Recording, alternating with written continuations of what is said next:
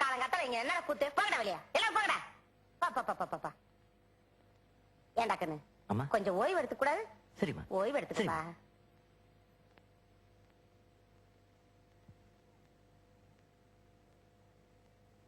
சிஷியா ஒரு பீடி கொடு. ஏய் சின்ன பசங்க பீடி குடிக்கூடாதா? அண்ணா நான் உன்னை விட 10 வயசு பெரியவன் தெரியுமா?